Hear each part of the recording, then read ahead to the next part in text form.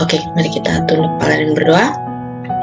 Ya Tuhan, Bapa kami yang bertata dalam kerajaan surga, kami ucapkan sekali lagi puji syukur terima kasih karena Engkau telah mengumpulkan kami di malam hari ini. Dan kami yakin ini bukanlah suatu kebetulan ya Bapa. Tuhan, kiranya Engkau terus hadir bersama-sama dengan kami dari awal hingga akhir acara kami. Kiranya Engkau juga mau menyembunyikan hamba-Mu di balik salib-Mu ya Bapa, supaya kiranya Engkaulah yang bertambah-tambah dan hamba-Mu yang berkurang, dan apapun yang keluar dari mulut hamba-Mu ini ya Bapa, hanya berasal daripada-Mu saja, supaya kiranya di malam hari ini kami semua bisa berbuah yang baik ya Bapa, berbuah yang benar, supaya kiranya kami dapat membawa sukacita kepadamu ya Bapa, dan kiranya segala sesuatu yang kami lakukan hanya untuk kepujian dan kemuliaan nama-Mu saja. Terpujilah nama-Mu sekali lagi ya Bapa, ampunilah dosa-dosa kami, dalam nama Yesus kami berdoa dan mengucap syukur, amin. Oke, jadinya malam hari ini guys, kan tadi udah dibilang ya sama teman-teman tadi, kalau kita akan membahas mengenai fig tree, bahasa Indonesianya pohon ara. Jadi kita bukannya mau membahas pohon ara itu pohon apa, jenisnya apa bukan kayak gitu ya guys ya. Ini kita mau bahas perumpamaan Yesus ya mengenai pohon ara. Seperti yang tadi Sis Dita kan bilang kan, ini pohonnya kan kok dikutuk apa segala macam. Nah inilah makanya hebatnya firman Tuhan itu, walaupun tadi Sis Dita juga bilang ya memang harus diulang-ulang biar nempel benar-benar sama kita ya. Karena ya memang kita harus digituin karena kita ini masih manusia. Dan firman Tuhan itu juga memang kuat ya Pak, pasti. Jadinya memang kita harus terus disiram terus. Nanti semoga dari pelajaran malam hari ini kita juga bisa lebih mengerti kenapa kita harus terus belajar firman Tuhan.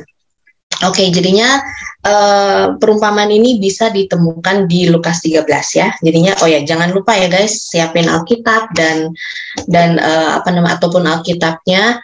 Sis, kita juga akan siapin juga sih di share screen ya, tapi karena kita mau belajar, pastiin kalau ucapan aku ini bukan dari tesil, tapi dari firman Tuhan. Jadinya kalian juga harus cek Alkitab kalian, oke guys? Oke. Mari kita buka di Lukas 13. Kita mulai dari Lukas 13. Dan akan kita baca Lukas 13 ayat 1 sampai 3.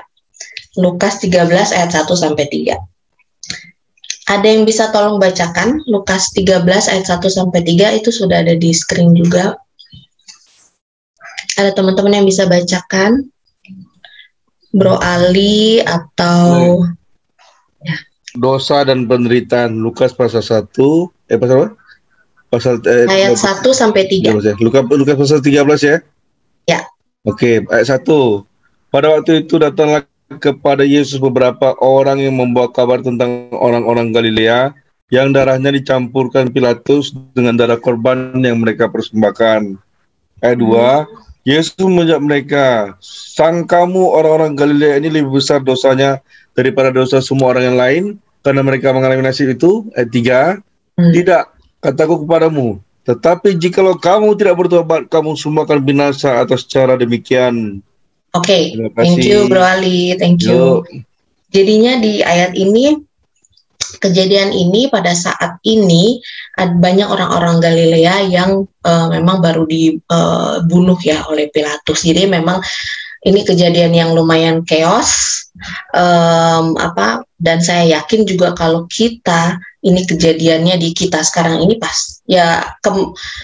most likely kita pasti akan begini juga ya, pasti kita jadi banyak pemikiran negatif, terus pasti kita juga akan banyak berpikir kalau misalnya wah ini nih jadi banyak tuduh menuduh ya, dan banyak yang berpikir wah nih kejadian buruk ini emang terjadi kepada orang-orang yang jahat aja ataupun orang-orang yang berdosa. Jadinya secara tidak kita sadari sebenarnya kita udah mulai menghakimi ya teman-teman ya. Nah, sedangkan kalau kita lihat di ayat ketiga tadi, di situ kan Tuhan bilang, tidak, kataku kepadamu, tetapi jikalau kamu tidak bertobat, kamu semua akan binasa atas cara demikian. Ya, Jadinya Yesus justru malahan bilang ya kepada mereka, mereka harus bertobat atau justru hal yang sama akan terjadi kepada mereka. Dan kalau kita lihat di ayat selanjutnya, di ayat 4-5 itu diulang kembali sama Yesus ya, perkataan itu. Oke, mungkin ada yang bisa tolong bacakan teman-teman yang lain ayat 4-5. Lukas 13 ayat 4-5.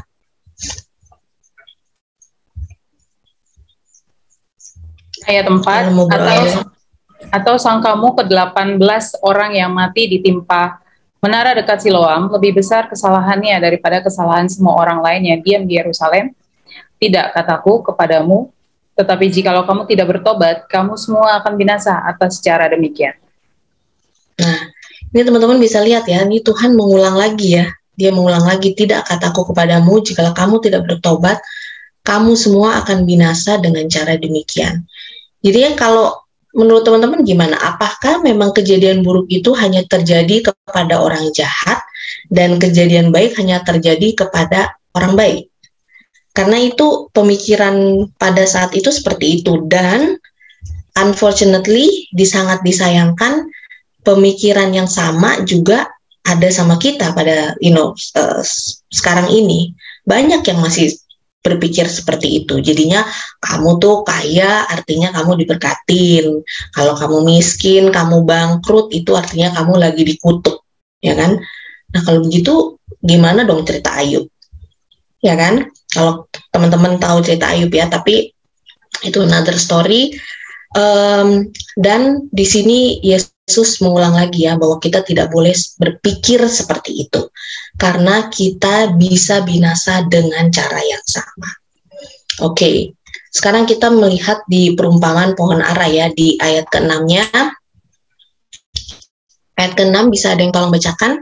Lukas 13 ayat 6. Lukas 13 ayat 6. Lalu Yesus mengatakan perumpamaan ini.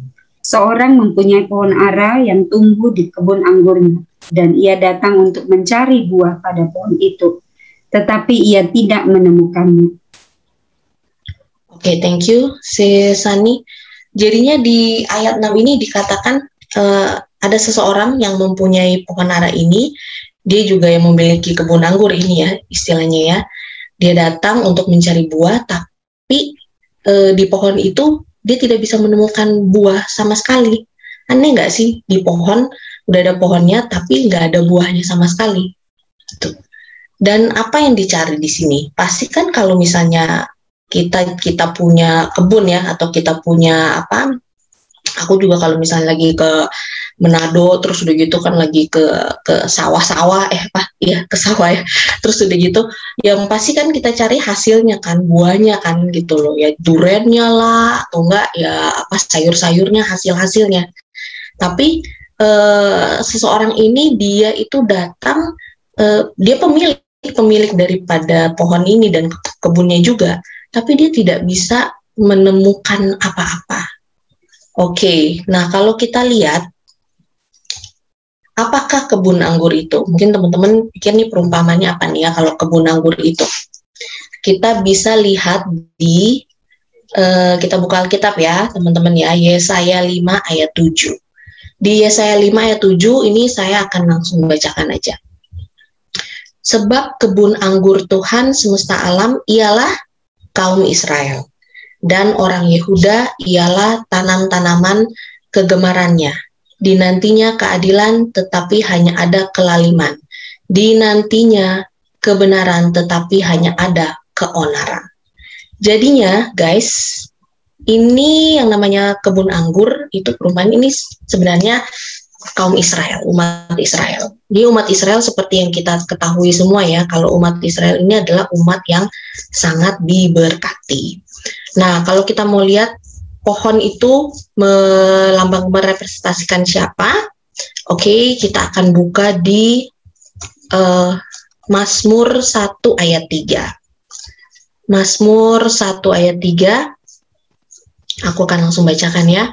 Mazmur 1 ayat 3, ia seperti pohon yang ditanam di tepi aliran air yang menghasilkan buahnya pada musimnya dan yang tidak layu daunnya apa saja yang diperbuatnya berhasil. Jadinya pohon itu melambangkan orang-orang benar, ya, orang-orang yang diberkati. Oke. Nah, kalau kita mau lihat pohon yang baik, kita buka di tadi kan Mazmur 1 ayat 3 ya, berarti sekarang di Mazmur 1 ayat 1 sampai 2 di sebelumnya ya. Berbahagialah orang yang tidak berjalan menurut nasihat orang fasik, yang tidak berdiri di jalan orang berdosa, dan yang tidak duduk dalam kumpulan pencemooh.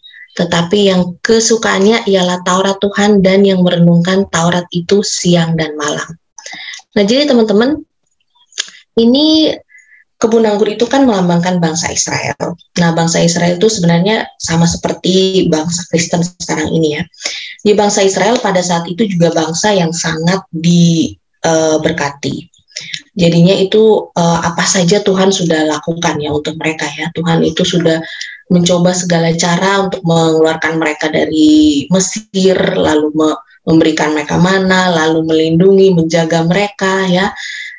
Sampai akhirnya juga Tuhan Yesus harus datang. Tetapi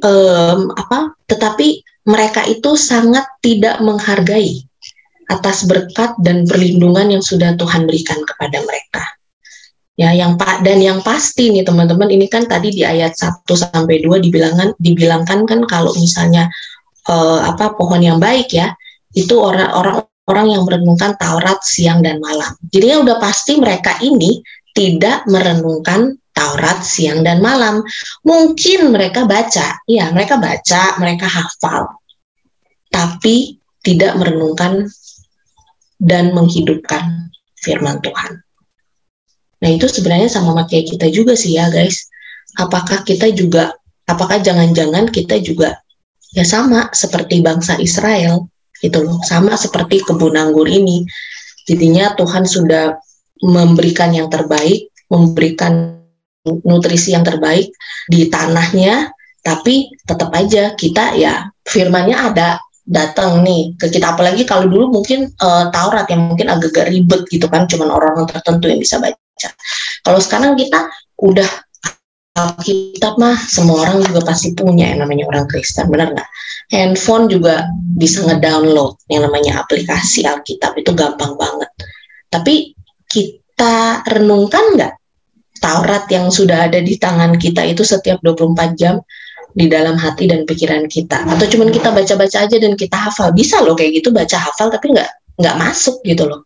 Itu bisa banget terjadi. Dan itulah yang terjadi pada bangsa Israel di zaman dulu. Jadinya dari jauh si pemilik kebun anggur ini, dari jauh dia melihat memang kelihatannya pohonnya bagus. Itu fig tree ya, pohon ara itu kelihatannya bagus, lebat, hijau, tapi tidak berbuah sama sekali. Sama kayak kita juga bisa terlihat seperti orang Kristen yang baik banget gitu kan. Aduh Tesil ya ampun, ibadah Zoom di mana-mana ya kan, rajin ke gereja, terus udah gitu berajin sharing firman, apa segala macam. Bisa aja terlihat kayak gitu kan, terlihat Tesil seperti itu. Tapi kalian nggak tahu kan, nggak taunya aku di rumah marah-marah mulu atau enggak di rumah aku nggak mau bergaul sama siapa-siapa, maunya sendiri aja gitu. Itu kan bisa aja terjadi ya, dan itu banyak sih aku lihat, bukan cuman di orang-orang Kristen tapi di diri aku sendiri juga. Dan itu yang harus kita koreksi ya, karena kata Tuhan kita juga tidak boleh menghakimi, dan kita harus ada perubahan ya dari kitanya sendiri juga. Nah, Oke, jadinya kita mau melihat nih, jadinya kalau yang namanya berbuah itu maksudnya tuh buah apa? Kalau di dalam Alkitab ya, buah itu melambangkan apa? Nah, kalau yang paling obvious yang mungkin kita semua udah tahu ya pasti itu buah roh ya. Itu ada di Galatia 5 ayat 22 sampai 23. Semoga teman-teman sudah hafal ya, ini buah roh itu apa. Jadinya buah roh itu ada 9 elemen di dalamnya, tapi buahnya tetap satu. Oke. Jadi yang nggak ada satu elemen aja itu berarti nggak jadi buah, ya nggak tahu tuh jadinya apa. Jadinya make sure guys, kita tuh harus punya 9 elemen buah roh ini. Apa yang ada di buah roh? Itu ada 9 ya. Galatia 5 ayat 22-23. Buah roh ialah apa? Kasih,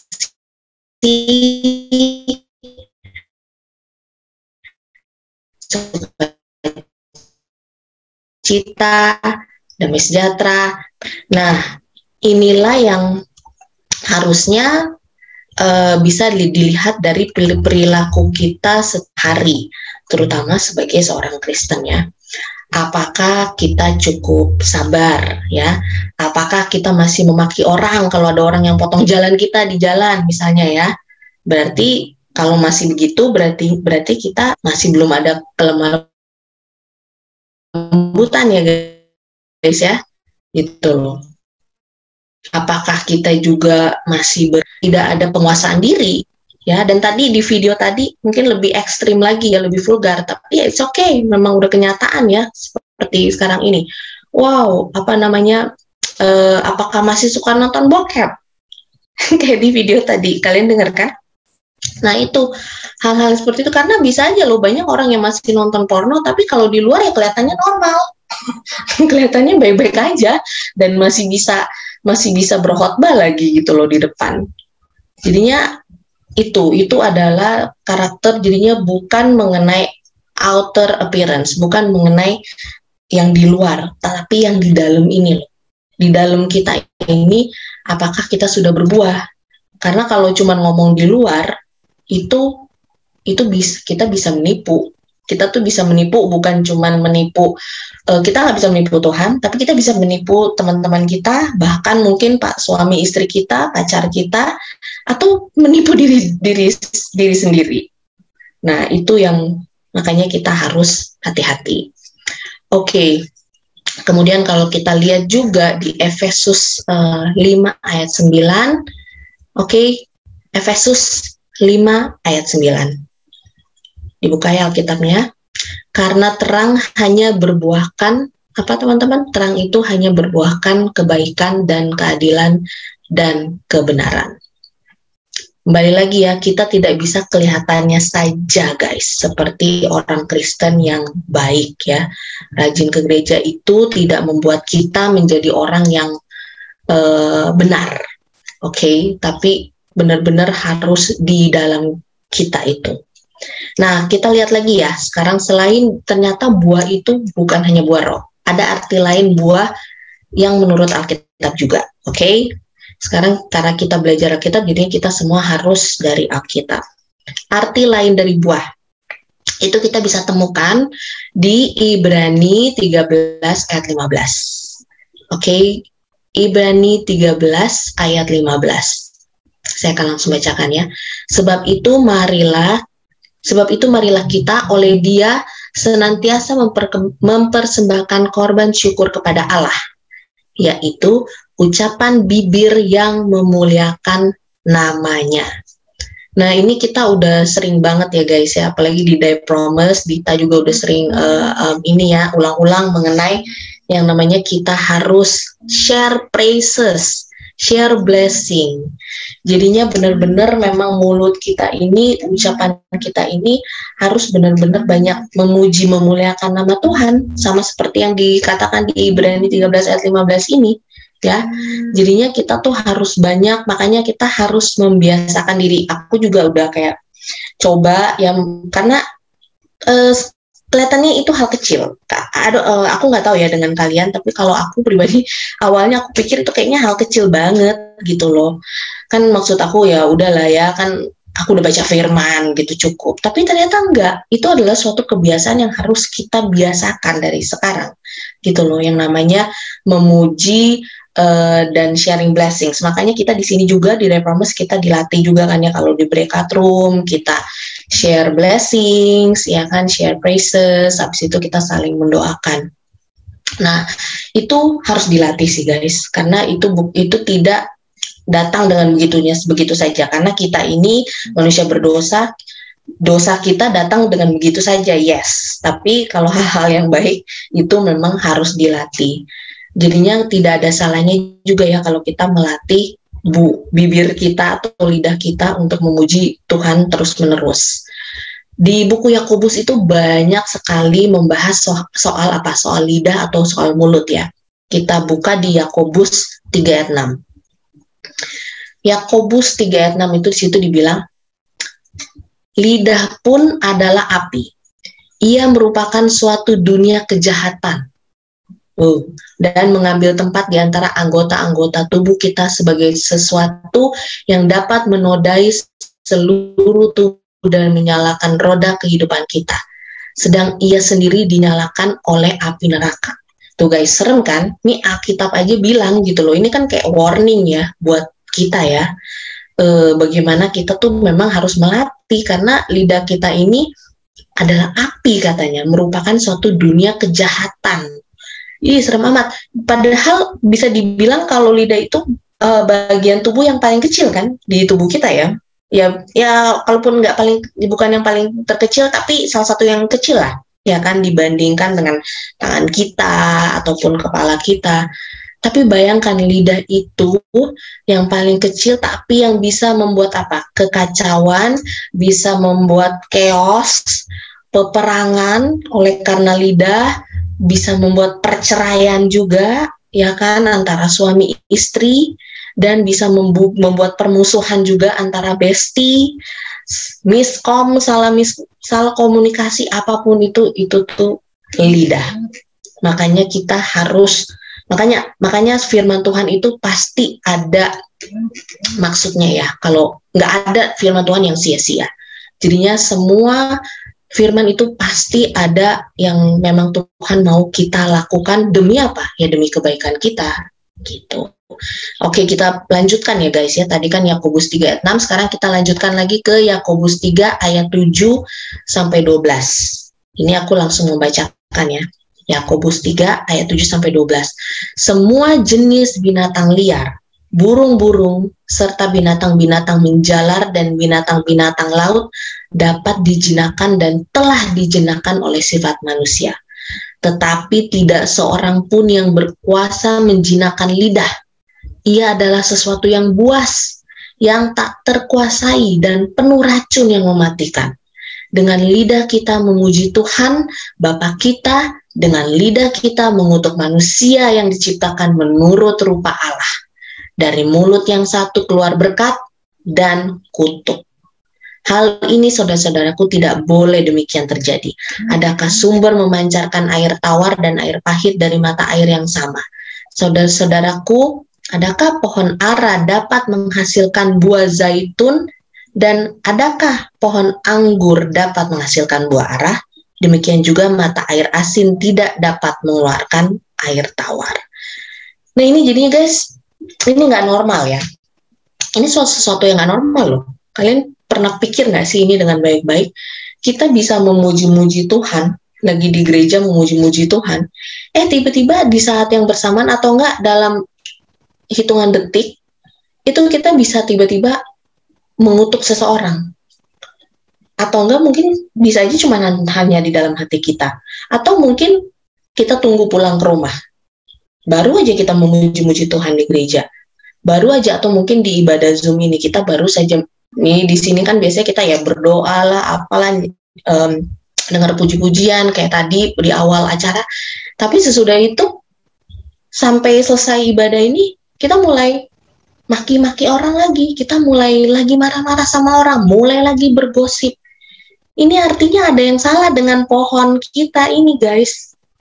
Ini adalah kejadian yang sangat tidak normal ya guys, karena seperti di ayat di Yakobus bilang juga, itu pohon ara tidak menghasilkan buah zaitun dan pohon anggur juga tidak menghasilkan buah ara, dan nggak ada juga mata air asin keluarnya tawar gitu loh. Jadinya kalau kita memang anak Tuhan, kita sudah berbuah roh, ya jadinya sudah tidak ada lagi yang namanya buah daging kita keluar. Seharusnya seperti itu. Karena itu yang Alkitab katakan ya, bukan yang Tesil katakan ya guys. Nah itu juga sebenarnya ini peringatan lagi buat saya ya. Oh iya benar juga ya. Karena kan saya juga sering begitu kayak, Baru juga puji-puji Tuhan, habis itu marah-marah sendiri ya. Jadinya wah, berarti ada yang salah nih dengan diri kita gitu kalau sampai kita masih seperti itu.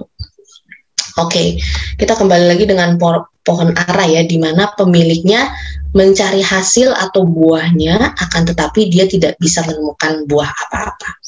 Oke, sekarang kita ke Yohanes ya guys. Kita buka Alkitab kita ke Yohanes 15 ayat 8 sampai 10. Buka Alkitab kita Yohanes 15 ayat 8 sampai 10. Ini aku langsung mau bacakan juga. Jadinya dalam hal inilah Bapakku dipermuliakan, yaitu jika kamu berbuah banyak, dan dengan demikian kamu adalah murid-muridku. Seperti Bapa telah mengasihi aku, demikian juga aku telah mengasihi kamu. Tinggallah di dalam kasihku, itu jikalau kamu menuruti perintahku, kamu akan tinggal di dalam kasihku. Seperti aku menuruti perintah Bapakku dan tinggal di dalam kasihnya. Apa di sini kata kuncinya? Kasih ya guys. Dan kasih itu artinya apa? Kita harus menuruti perintah Tuhan. Nah, kalau kita menuruti perintah Tuhan itu sebenarnya tidak membuat kita menjadi orang benar. Menjadi orang benar itu terlihat dalam aksi kita, perilaku kita. Jadinya buah yang bisa dilihat. Ini adalah bukti yang benar, yang nyata ya, bukti nyata yang bisa dilihat oleh semua orang gitu loh. Kalau kita ini orang yang benar atau orang yang tidak benar. Jadinya semua orang-orang Kristen itu seharusnya kelihatan dari perbuatannya, dari perilakunya, dari kata-katanya, itu seharusnya sudah obvious ya, terlihat dengan jelas seharusnya.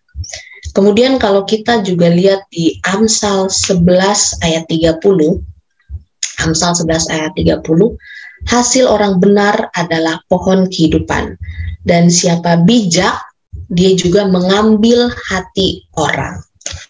Nah, jadinya pohon yang baik itu yang berbuah yang banyak ya, yang berbuah banyak, yang berbuah baik, itu adalah pohon yang bisa menghasilkan buah yang manis, dan itu bisa kita salurkan kepada teman-teman yang lain, sehingga kita bisa mengambil hati teman-teman kita ataupun keluarga kita, kita bisa menjangkau mereka. Kita bisa menjadi berkat untuk orang lain. Jadinya bukan cuma berkat untuk diri sendiri ya. Kayak perumpamaan di minggu lalu ya, kalau nggak salah kita belajarkan mengenai orang kaya. Nggak ada salahnya jadi orang kaya, nggak apa-apa. Tapi apakah kita, kalau kita kaya nih, apakah kita udah siap menjadi berkat? Kita siap nggak bagian kekayaan kita lebih banyak kepada orang-orang dibandingkan kita keep sendiri untuk beli Ferrari atau untuk beli rumah di Pondok Indah atau untuk apalah itu, untuk beli pulau mungkin, I don't know. Tapi kalau misalnya kita kaya lalu kita siap untuk membagi-bagikan kekayaan kita kepada orang-orang lain, ya justru itu yang itu artinya kita berbuah sebagai orang Kristen, dan itu benar-benar bukti nyata ya yang bisa dilihat orang. Jadinya bukan cuman sekedar kayak di kedengerannya, atau kayaknya sih dia begitu ya, kayaknya sih si Tesil sih kayaknya sih baik ya, tapi nggak tahu juga deh gitu kan. Nah, oke. Tuhan itu telah memilih kebun anggur ya, ataupun bangsa Israel. Tuhan sudah memilih kita ya sebagai bangsa atau umat-umat yang sangat diberkati ya. Tetapi apa yang terjadi waktu dia datang, dia mencari buah, dia tidak bisa menemukan dari bangsa Israel pada saat itu. Dan jangan-jangan juga guys, ini yang sedang terjadi juga pada sampai sekarang ini, makanya Tuhan Yesus belum datang. Karena Tuhan datang, loh kok ini belum menemukan apa-apa, ini belum ada buah apa-apa, ya kan? Belum ada buah roh dalam kehidupan kita.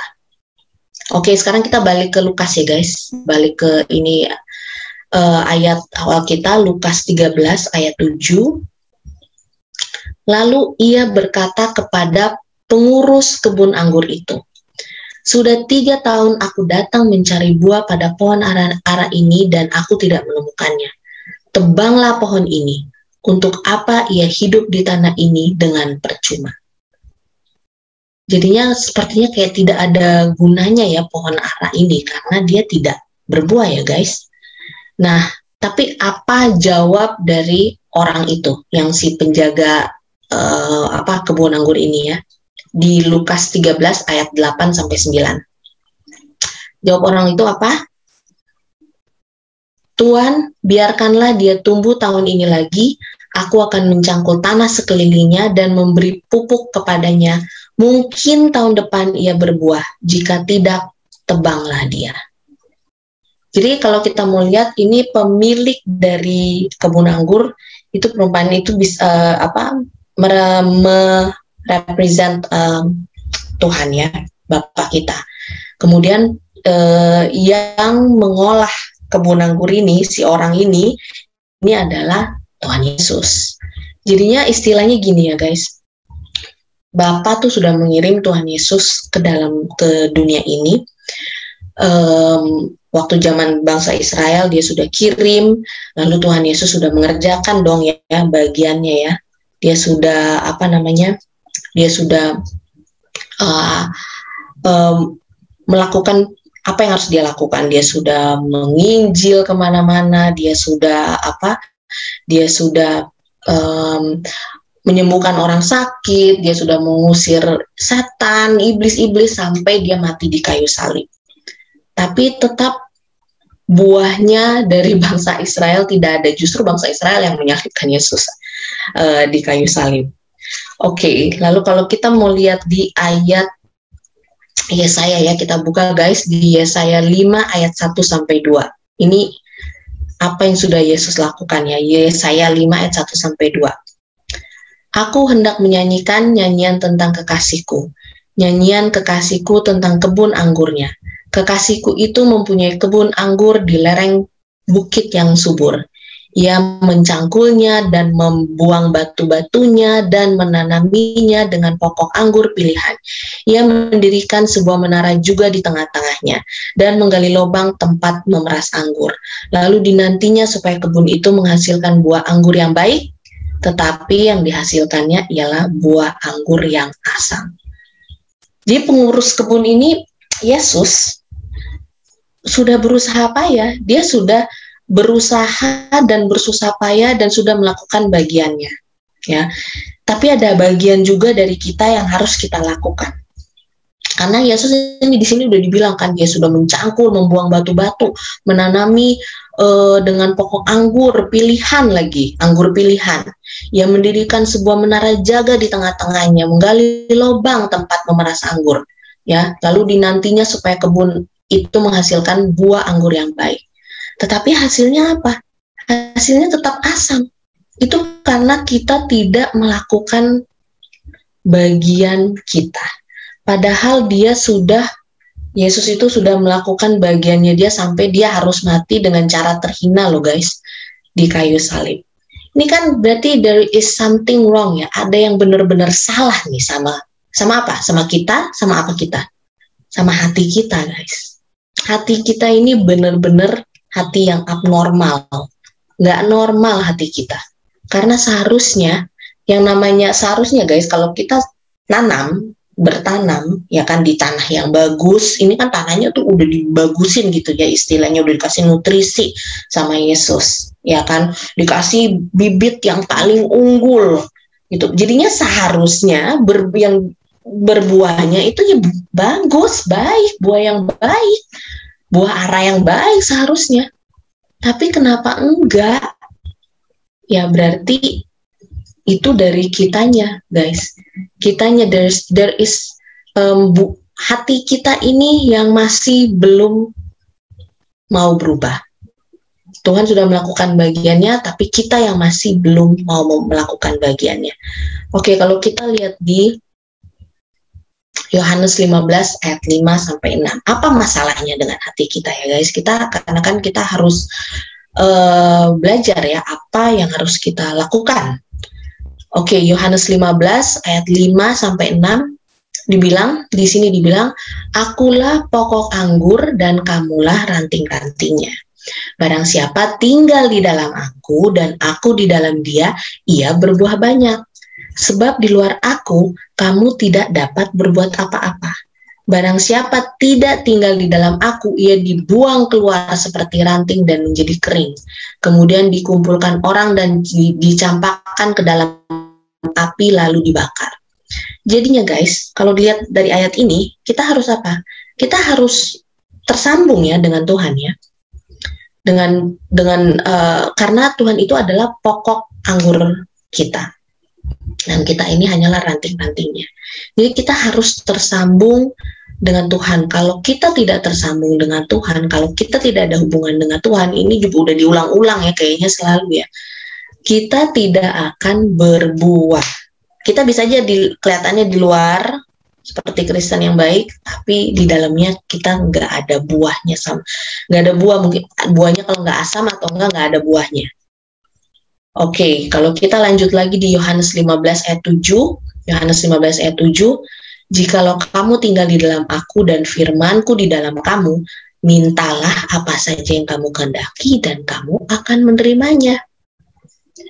Oke, jadinya apa nih guys? Kita harus kembali lagi kan tersambung dengan firman Tuhan. Apa yang kita lakukan di Day Promise ya, setiap hari Kamis dan setiap hari Rabu. Jadinya kita betul-betul, dan ini nggak cukup guys. Nggak cukup kalau kalian cuman belajar firman Tuhan dengan kita di malam hari ini. Kalian harus melakukan, kita semua, bukan kalian. Kita semua harus betul-betul tersambung dengan firman Tuhan itu. Tadi juga ada dibilangkan di ayat sebelumnya. Kita itu harus merenungkan firman Tuhan siang dan malam. Gitu. Kita harus merenungkan, berarti betul-betul kita hayati, masuki di dalam hati dan pikiran kita, bukan cuma kita baca dan kita hafal.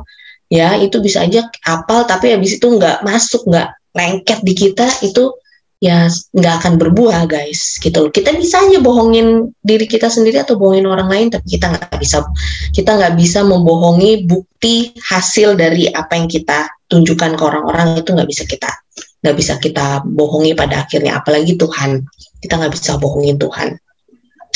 Oke, kita lihat lagi ya di Ibrani 4 ayat 12. Ibrani 4 ayat 12. Sebab firman Allah itu hidup dan kuat dan lebih tajam daripada pedang bermata dua manapun. Ia menusuk amat dalam sampai memisahkan jiwa dan roh, sendi-sendi dan sumsum. Ia sanggup membedakan pertimbangan dan pikiran hati kita. Jadinya hanya firman yang sanggup membedakan pertimbangan dan pikiran hati kita. Jadi kalau hati kita, saya juga sering sih kayak tiba-tiba hatinya kok galau atau enggak tiba-tiba hatinya apa, ya itu sebenarnya hanya bisa kita balikan lagi, hanya bisa kalau aku pribadi, dan ini juga memang dibuktikan dengan ayat ya guys, kita tinggal balik lagi ke firman.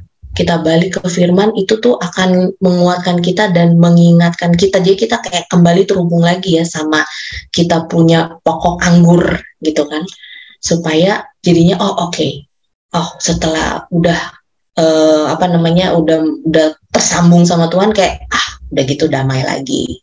Atau enggak mungkin pas tiba-tiba datang masalah kan datang banyak ya guys, kapan aja gitu kan.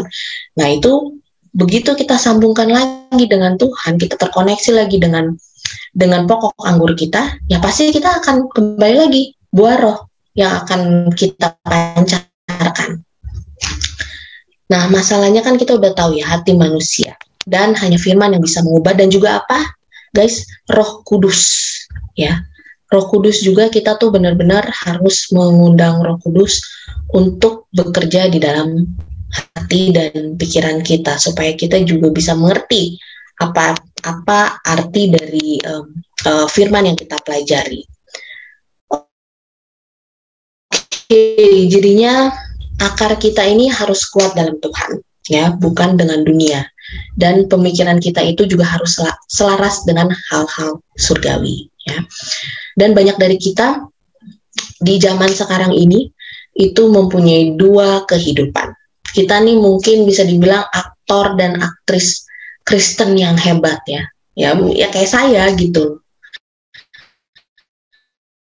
Jadinya bisa aja kita tuh di depan, aku suka banyak sedih juga ya kalau lihat apalagi orang-orang di kita nggak usah ngomong orang-orang di luar ya, tapi misalnya orang-orang di dalam, tiba-tiba saya lihat mereka lagi apa namanya keluarga yang idola keluarga yang diidolakan di gereja. Wah, ini yang setia banget, rajin berdoa bersama anak-anaknya juga selalu tiba-tiba saya dengar suaminya tiba-tiba sudah punya perempuan lain. Nah, itu hal-hal yang seperti itu aku pikir ini juga sebenarnya terjadi juga sih di dalam kehidupan saya gitu loh. Mungkin saya, ya karena saya kan nggak ada suami ya, jadinya lain lagi gitu loh dosanya. Bukan itu, dosanya lain lagi. Dosanya ya mungkin masih meragukan Tuhan, masih tidak mengandalkan Tuhan, masih memikirkan hal-hal negatif ya, sama seperti orang-orang Galilea di awal tadi. Nah, itu jadinya buah-buahnya kita ini guys yang harus kita pastikan kalau kita itu dalam keadaan ataupun kejadian apapun yang menimpa kita tuh harus dipastikan tetap menghidupkan karakter Tuhan, tetap ada buah roh di dalam kehidupan kita. Oke, sekarang balik lagi ya guys, kita balik lagi di ayat Lukas 13 ayat 3 tadi dan juga di Lukas 13 ayat 5. Di situ kan Tuhan sampai 2 kali ya dia berkata, "Tidak kataku kepadamu, tetapi jikalau kamu tidak bertobat, kamu semua akan binasa atas cara demikian." Nah, ini apa hubungannya konsep ini? Ini kan konsep kejadian, jadinya misalnya kejadian yang buruk hanya terjadi kepada orang yang jahat, kejadian buruk jadi orang yang jahat, atau enggak kejadian baik hanya terjadi kepada orang yang baik ya. Dan ini versus dengan perumpamaan pohon ara. Nah, ini apa hubungannya?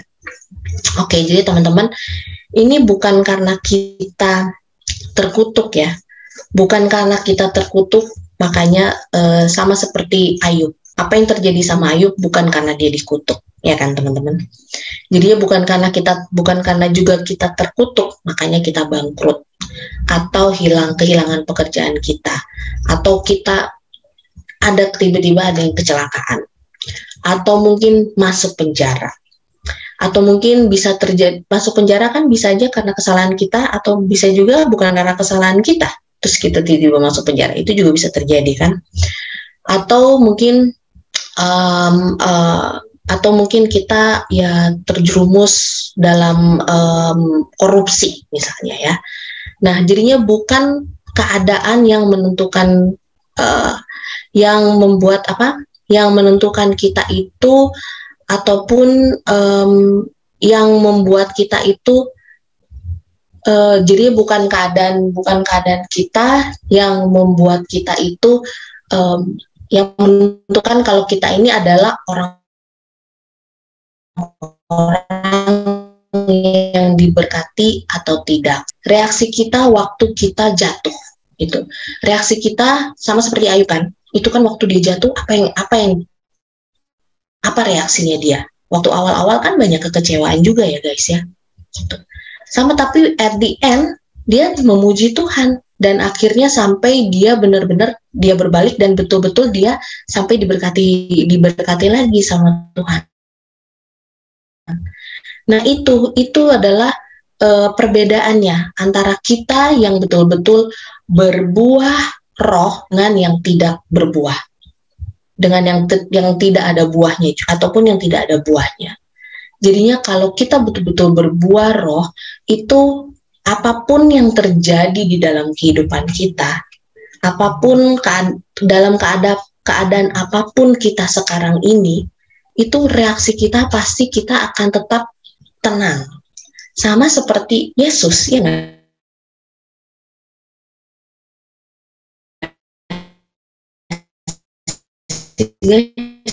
Yesus itu malah pernah sih ada di dalam ceritanya kalau diincar, dibunuh, makanya dia juga berdoa ya kan di Getsemani. Dia juga tahu siapa yang akan mengkhianati dia, siapa yang akan mengkhianati, yang akan deny dia juga, dia tahu siapa, ya kan. Nah, tapi apa yang Yesus lakukan? Apakah dia provokasi murid-murid yang lain? Guys, ini gue bakalan dikhianatin, gue bakalan deny sama si Petrus, dia dikhianatin sama Yudas, gue akan ini. Nggak ada kan Yesus seperti itu? Atau mungkin Yesus komporin murid-muridnya, ayo kita kumpulin massa. Bisa aja loh dia kumpulin massa, bener nggak? Kan follower Yesus banyak banget saat itu, ya kan? Tapi apakah itu yang dia lakukan? Apakah dia mengumpulkan massa lalu habis itu, ayo kita serang Romawi?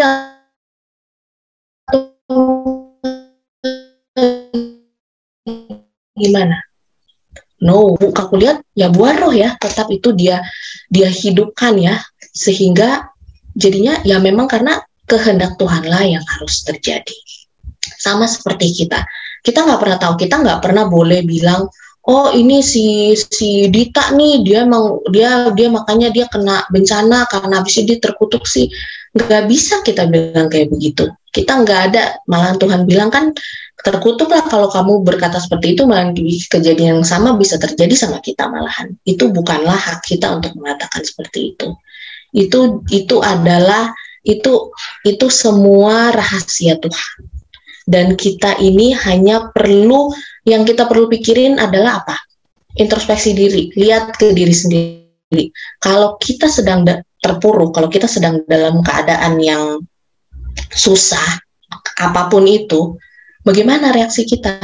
Apakah kita akan sama seperti Yesus, tenang aja, ya terima aja, dijalanin aja, tetap bersyukur, tetap memuji Tuhan, bahkan waktu dia di kayu salib, dia lagi disiksa, dia tetap minta Bapaknya untuk memaafkan prajurit Romawi?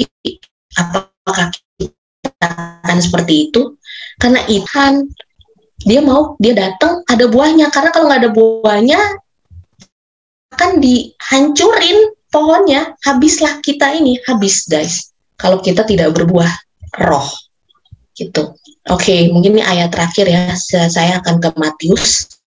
Di Matius 7 ayat 16 sampai 20, aku akan langsung bacakan aja. Dari buahnya lah kamu akan mengenal mereka. Dapatkah orang memetik buah anggur dari semak duri atau buah ara dari rumput duri?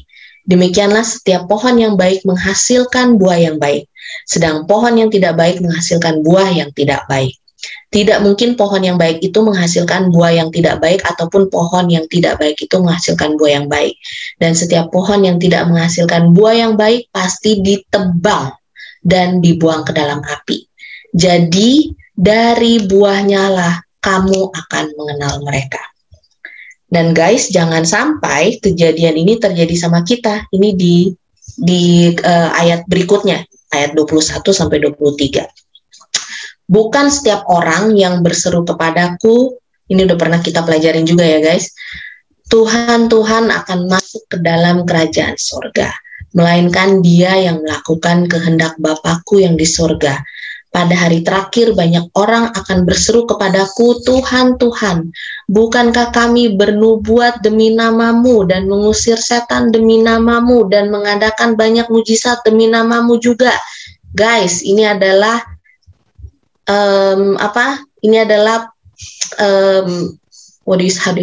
aksi-aksi atau perilaku atau aksi-aksi yang dilakukan oleh orang-orang Kristen, ya, mengadakan mujizat, mengusir setan, ya. Tapi pada waktu itulah aku akan berterus terang kepada mereka dan berkata, aku tidak pernah mengenal kamu, enyahlah daripadaku, kamu sekalian pembuat kejahatan. Jadinya guys, apakah kita menghasilkan buah untuk kemuliaan nama Tuhan atau untuk kemuliaan nama kita sendiri? Oke, jadinya merupakan doa dan pengharapan saya agar hati kita ini bisa menghasilkan buah yang baik, benar dan manis di mata Tuhan, supaya kita juga selalu terhubung dengan pokok anggur kita, terhubung dengan Tuhan. Sehingga dalam keadaan atau situasi sesusah apapun, segalau apapun, kita semua di sini guys, tetap bisa menghidupkan buah roh di dalam kehidupan kita. Thank you guys, and God bless us all.